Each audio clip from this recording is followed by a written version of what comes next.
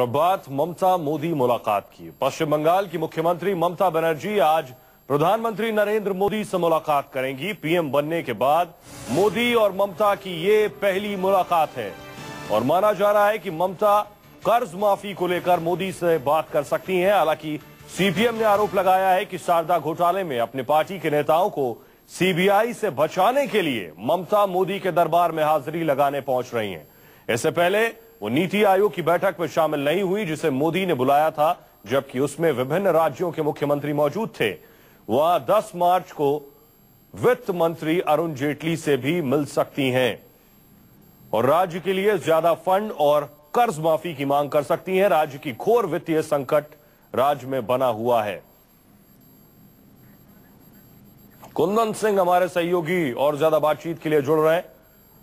कुंदन, इस मुलाकात के मायने आप औपचारिक तौर पे अगर एक राज्य के मुख्यमंत्री और देश के प्रधानमंत्री के बीच की मान सकते हैं, लेकिन इसके कई दूसरे राजनीतिक मायने भी निकाले जा सकते हैं। हालांकि जहां तक कर्ज माफी का सवाल है, ममता बनर्जी जब से यूपीए से बाहर निकली थी तब से वो करीब 30,000 करोड़ रुपए की डिमांड करती रही थी और उनका यह आधार था कि स्टेट जो राज्य की जो माली हालत है वो बहुत बेहतर नहीं है। अगर ये कर्ज माफी उनके लिए कुछ सालों के लिए किया जाता है तो एक स्टेट को खड़ा होने में सहयोग मिलेगा।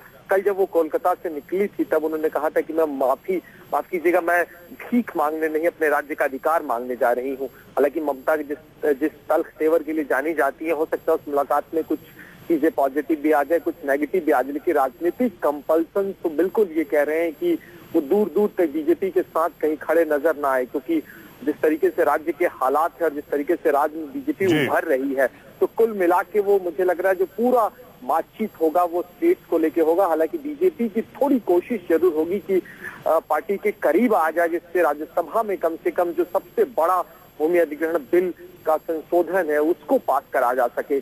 तो दोनों तरफ से अपने अपने स्तर पे राजनीति की जाएगी। ममता की कोशिश होगी कि वो राजनीतिक तौर पे दूरी बनाए लेकिन स्टेट्स के लिए कुछ पैसे लेके जाए, और वहीं सीपीएम माफ कीजिएगा वहीं बीजेपी की कोशिश होगी कम से कम इस बिल को लेके ममता के करीब दिखते नजर आए, जिससे राज्यसभा में बिल को निकाला जा सके। और इसके अलावा दूसरी मुलाकातें भी होनी है जो राज्य के लॉ एंड ऑर्डर और दूसरे समस्याओं पे होगी। शुक्रिया कुंदन इस तमाम जानकारी के लिए। लेकिन सीपीएम ये सवाल उठा रहा है कि नीति आयोग की बैठक के दौरान ममता बनर्जी नहीं पहुंची थी जब मुख्यमंत्रियों को बुलाया गया था। आखिर क्या इस मुलाकात के पीछे वजह शारदा घोटाले में अपने नेताओं को बचाना है?